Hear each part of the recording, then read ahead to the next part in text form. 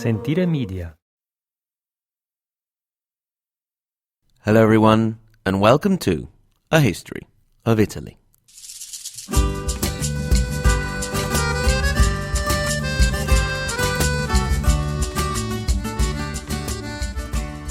Episode 10, Getting Tired of Living with the Lombards. So, here we are at episode 10. I wasn't actually sure I'd get this far. They say that the average podcast fizzles out around episode 7, so we've got about 3 more than the average. Now, the 10th episode also coincides with almost arriving at 100 listeners on the Apple Podcast Analytics. That means listeners who are listening on an iOS 11.0 or later. So I'd be very curious to find out if you're listening, which I imagine some people are listening, on some other platform. It would be great if you could let me know what you're listening on. Thanks very much for that. So, back to our Lombards. In the last episode, we ushered in the reign of Aistulf, who had returned from exile to sort of revenge the brutal murder of most of his family by King Liutprand II. We say sort of because if you remember, Liutprand actually lost the battle, but Liutprand II left the field too soon, and his army was annoyed and went over to the other side, and the king drowned trying to make off with the royal treasure. So, Liutprand became king in March of 712 at the age of 55, which back then was a pretty good age to arrive at. He was evidently happy with that objective because he died in June of that same year, leaving his only surviving son, Liutprand, as the new king. Now, Liutprand was another biggie in the history of the Lombard reign in Italy, and he had quite a long reign. We can actually divide up his reign into 2 distinct periods. A more peaceful one of consolidation and lawmaking from 712 to 726, and a more aggressive phase starting in 726 and continuing until his death in 744. King Liutprand was a rather pious Catholic, and he championed some of the policies of the Catholic Church and actually made them into law, adding to the body of laws that had been created by Rothari in his edict in 643. The new added laws were aimed at helping the weaker members of society, the elderly, children, and women. He introduced fines for bigotry and adultery, and forbade girls under 12 years of age from being forced into marriage. He also amended the existing laws, for example, by adding to the Wiedergild, the sum that someone had to pay to the family of someone they had killed or wounded, or if they had damaged property of that family. As well as the sum, the culprits had their lands confiscated, which hurt much more than the sum of money, because they then couldn't make up the sum of money again from the land revenues. All in all, Liutprand added 6 new laws in his first year and another 147 during his reign. The king also did a pretty good job consolidating the central power over the pesky dukes and the Gastalds. Wait a minute there, I hear you say. Who are these guys now? Well, we know that the dukes had authority over the major cities of the reign, cities that at times were important in Roman times, and in other cases had gained importance at the expense of nearby Roman cities. You can think of the Gastalds as having authority over the bits in between, the countryside and smaller towns. All of these guys would get together, the Gastalds, the dukes, and the king, at the beginning of March of every year in Pavia for the assembly of the people, for a good old chinwag about the state of affairs. The whole structure of royal power was better organized by this time as well. The king could count on a series of officials, such as the Marfais, the master of horses, the guy who did the accounting, the treasurer or stolisats, the cubicularius, who was responsible for the king's private quarters. He also sorted out his personal life by marrying a Bavarian princess, Guntruda. You'll remember that the Bavarians had given refuge to Liutprand and his father, Ansprand, when they had run away from King Aripa II. It is also under the reign of Liutprand that culture saw a certain comeback, a little bit of a renaissance, if you will. Obviously not enough to go down in history as a significant improvement, but at least it was something. Now we've sorted out the internal affairs. Let's look at the foreign affairs and the military issues. We said that the first part of the reign, up to 726, was rather peaceful, and he upheld the peace with the Byzantines. However, a series of factors made the situation too tempting to turn down, especially if the king wanted to maintain faith with his warrior nobles. The growing pressure on Constantinople from the Arab expansion had forced the Byzantine government to increase the already heavy taxes on the Exarchate, the Byzantine possessions in Italy, and this led, along with other reasons we'll see in a bit, to open revolt in the territories in which the Exarch himself was killed. In Venice, for example, they elected their first independent doge, the word that ended up describing that of duke.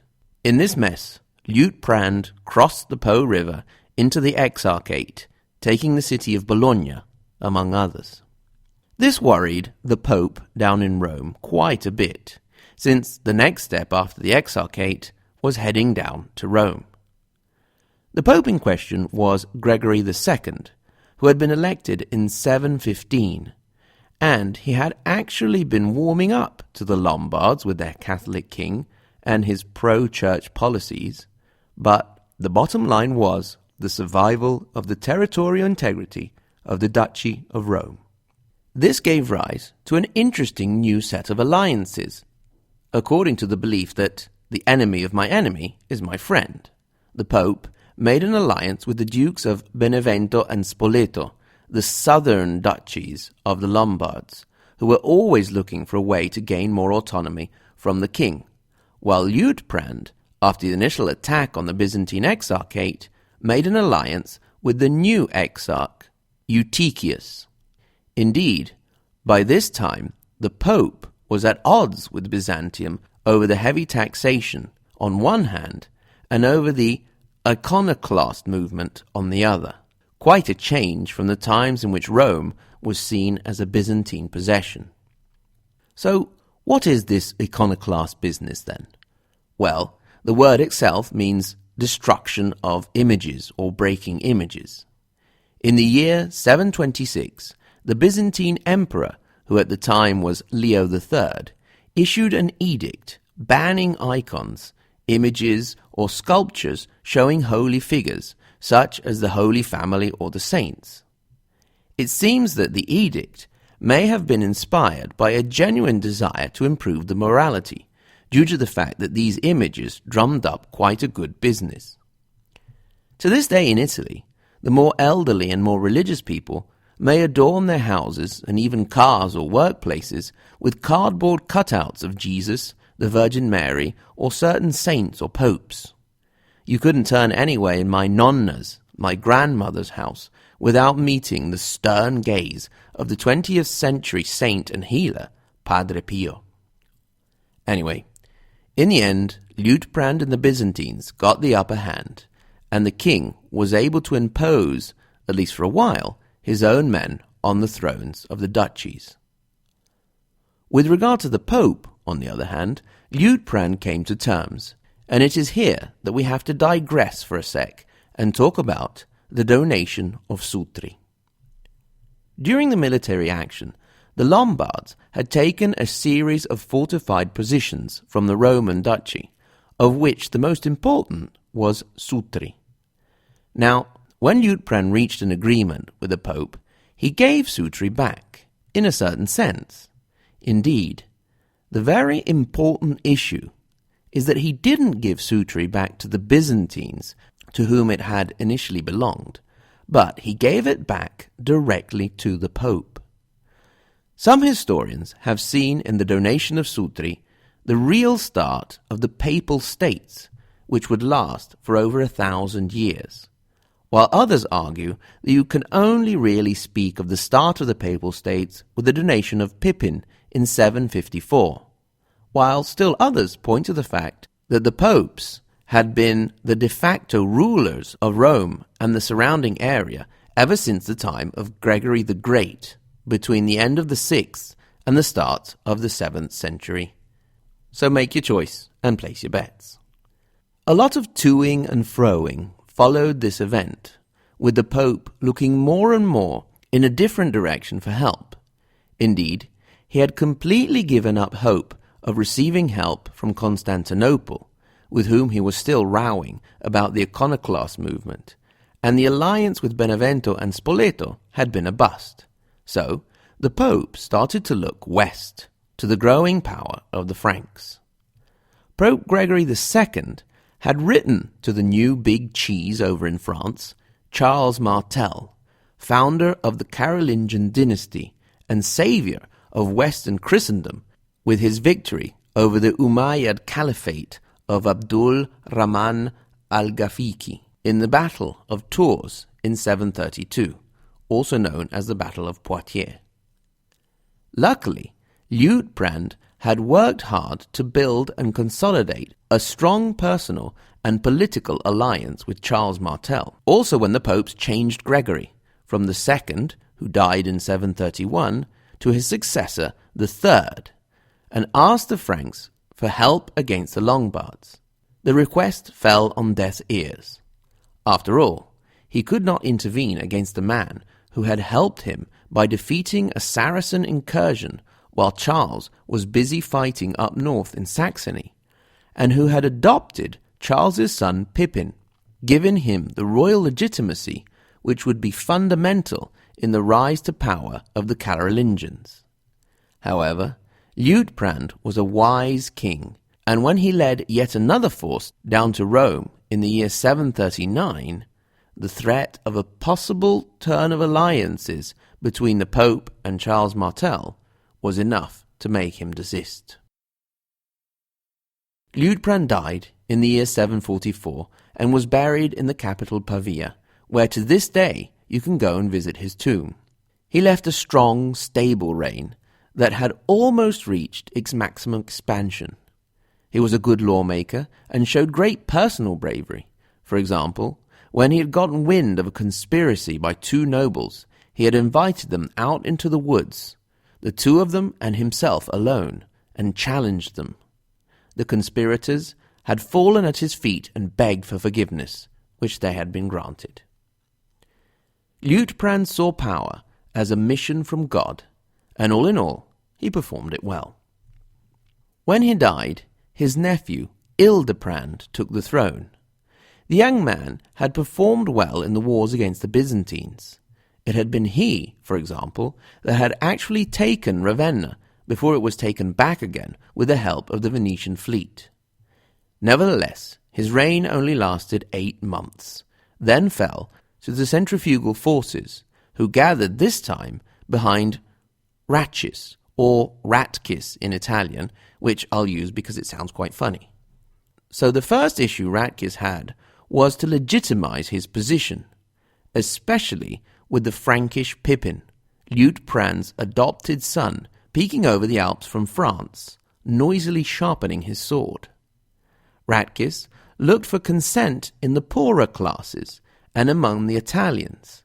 Indeed, he was the first Lombard king to marry a Roman woman, Tassia. Another of the first things he did was to sign a 20-year peace with the Pope. However, he obviously wasn't the most decisive of people, and the pressure from the conservative Lombards pushed him to lay siege to the city of Perugia, located on the strip of land connecting Rome to the areas around Ravenna. This time, it was the Pope who was able to convince him to lift the siege, and that was just too much messing around for the Lombard nobles, and they elected his brother, Aistulf, as the new king in Milan. The ex-king Ratchis sort of retired to the monastery of Monte Cassino, the one which had been founded by St. Benedict, while his wife and daughter went to a convent. Aistulf was quite a different character from his brother. He was brave, charismatic, and energetic. He declared himself Rex Gentis Langobardorum, king of the Lombard people, and added, having the Roman people been given to us by God.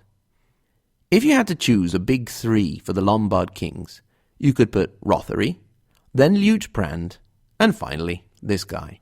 His aim was to finally unite all of the Italian peninsula under Lombard rule, and to do this, he decided it was time to reform the military. Service was based on lands and wealth. The richest landowners and merchants had to show up for service in full armor, weapons, and with a horse. The middle level had to perform their service with a horse, shield, and lance, whereas the poorer people had to come with a shield, a bow, and arrows. By this point, the army also included merchants and Italians. Aistulf also passed laws aimed at the discipline of commanders and limited the possibility of richer members of society to avoid the draft. He also strengthened the Apennine defences. To defend his northern borders. Once he had sorted the army out, he immediately took the offensive against the lands that by that time only nominally belonged to the Byzantine Empire. In 750, he moved into the Exarchate and took the cities of Comacchio and Ferrara, and in 751 he finally and definitively took Ravenna, waltzed into the palace of the Exarch, and raised the city to the second capital of the reign. He also started at this point to mint coins in his own image in Byzantine style. He was also able to gain influence over the Pope's allies, the duchies of Spoleto and Benevento. In the first case, he deposed the Duke Lupo and took direct control himself, and in Benevento he assured the loyalty of the regent of the young duke, another Liutprand. At this point, with all the other boxes ticked, Aistulf could turn his attention to the new Pope, Stephen II. He requested a tribute of a golden solidus for every inhabitant of the Duchy of Rome. The Pope refused, and Aistulf started to raid the surrounding territories. Yet he held back from Rome herself. After all, he had to pass himself off as a good Catholic king. There was also, and you're probably getting very bored of hearing this by now, the ever-present issue of the Franks. Now last time they had looked rather favourably upon the Lombard king, Liutprand. This time, things were different. We won't see how they were different next time. Indeed, this Sunday, the 4th of March, we're having a national election in Italy, so I thought I'd take an opportunity to talk a little bit about our parliament, the election, and the rather interesting characters who are the protagonists of our national politics. We'll get back to the Lombards the episode after that one. Until then, as always, thank you very much for listening.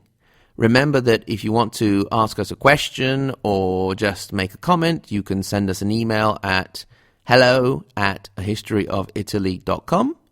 At the same URL, ahistoryofitaly.com, you can find the link through to our Facebook page or to our YouTube channel where you can see a couple of documentaries on Italian cities.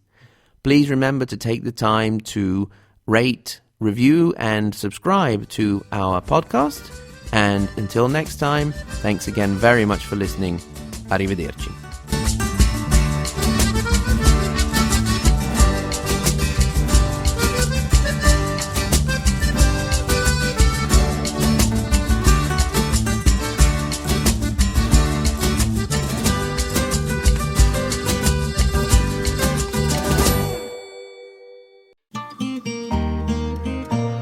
Sentire Media. Hey, podcast producers and show hosts. Do you want to join a podcast network that celebrates all things Italian? At Sentire Media, we understand the allure of Italy and its unique culture. Our devoted team of hosts and producers are all driven by their shared passion for Italy. And we work tirelessly to create the best lifestyle podcasts and content that will whisk you away to the very heart of Italy. With us, you can savor the mouth-watering flavors, get lost in the stories from the past, break down the cultural barriers, and truly immerse yourself in the vibrant traditions of this intoxicating country. If you have a great podcast idea or are already in production and would like to join Sentire Media, head over to sentiremedia.com, that's SENTIRE media.com, and find out how to submit your show.